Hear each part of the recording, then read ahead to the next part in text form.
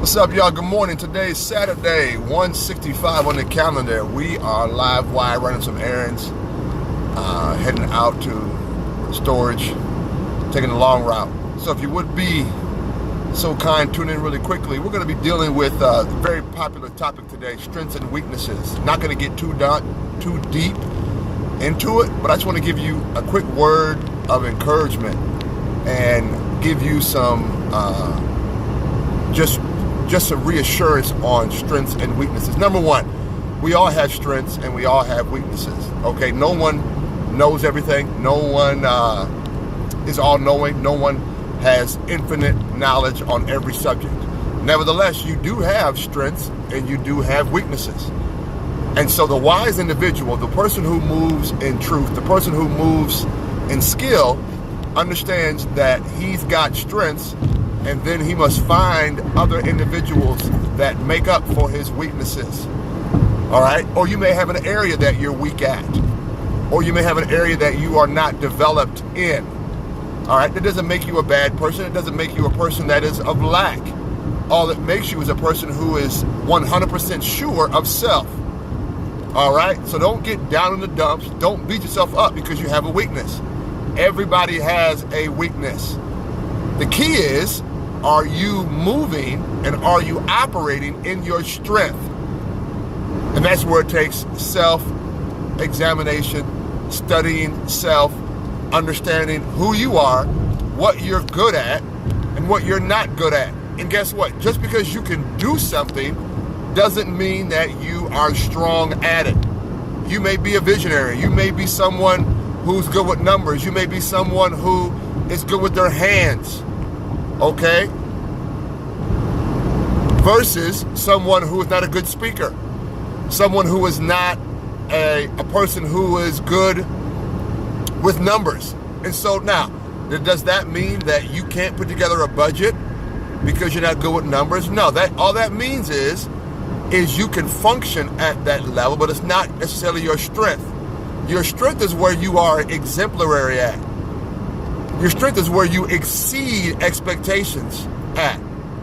Okay? Let me give you this one and then we'll be done for the day. Once again, today's Saturday, 164. Heading out.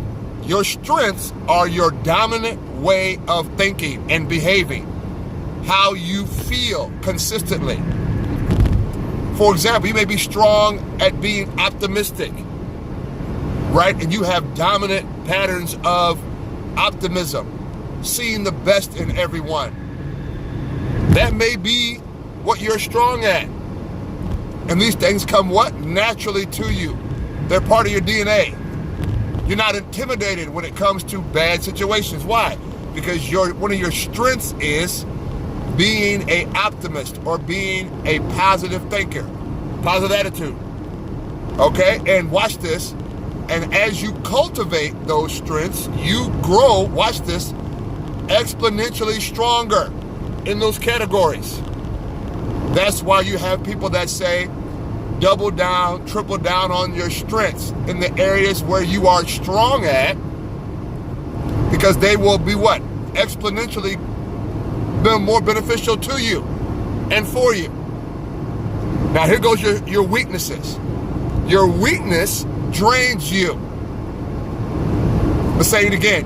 Your weakness drains you.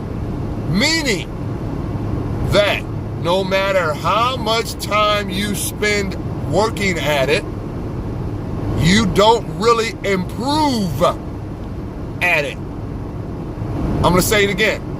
Your weakness drains your mental capacity, drains your energy, drains your focus. Why? Because you are not naturally good at it. For example, some people are not good at working with kids, period.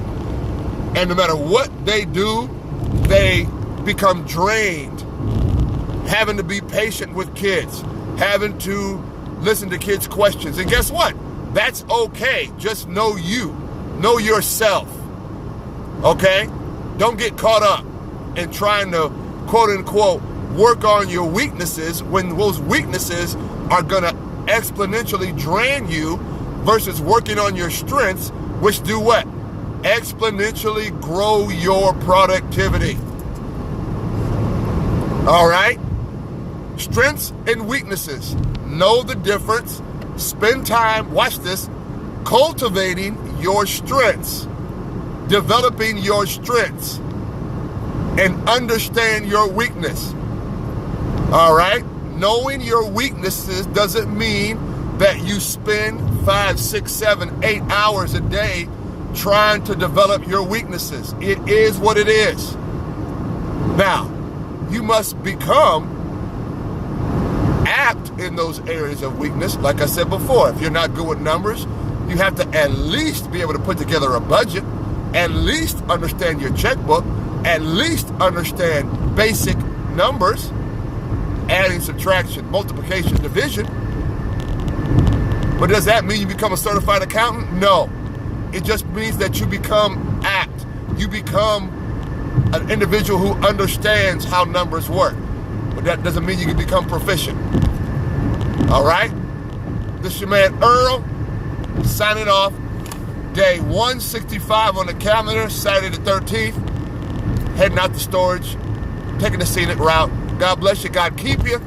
And once again, strengths and weaknesses. Cultivate and develop your strengths.